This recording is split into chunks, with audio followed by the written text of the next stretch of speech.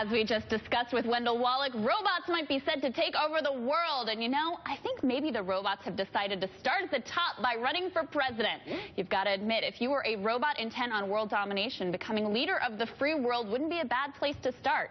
I gathered some evidence of this robot takeover this weekend at the annual Liberal Conference, Netroots Nation.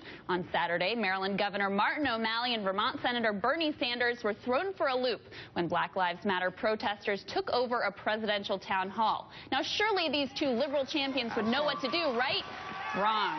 First up was O'Malley, who was floundering around with a laundry list of Maryland criminal justice accomplishments. When he queried his database for something with resonance, he came back with this. Black lives matter, white lives matter, all lives matter.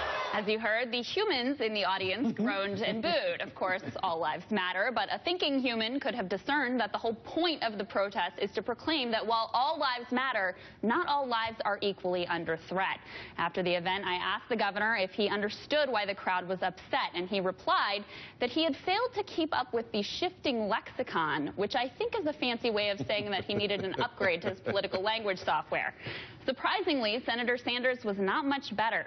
He was preset to run his race-neutral inequality programming, and no pesky protesters were going to move him off that script.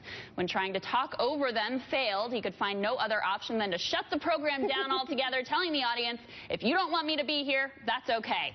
Two candidates, two weirdly tone-deaf and robotic responses. Somewhere, I'm sure Hillary Clinton was breathing a huge sigh of relief that she had decided to skip the event. Every human being in the room knew exactly what to do. Just show a little bit of empathy. Nothing fancy, just some garden variety, normal human emotion. Bernie and Martin, though, are far from alone here. In a recent profile of Hillary Clinton, Mark Leibovich describes her participation in a walking catastrophe of a parade, where protesters screamed in her face the entire time and her press team dragged reporters behind a rope.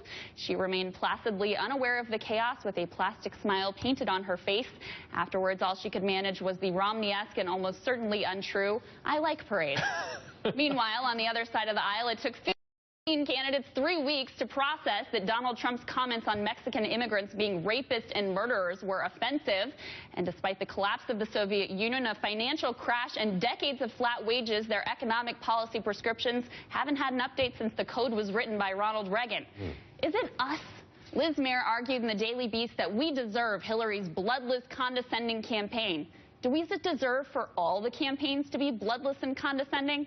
I'm not saying that passing the beer test is the only thing that matters, but is it so crazy to think that our next president should be someone whose command of the facts impresses the heck out of us and who we'd also like to have a beer with? Well, I guess we can always hope they'll fix the bugs on the next upgrade. All right.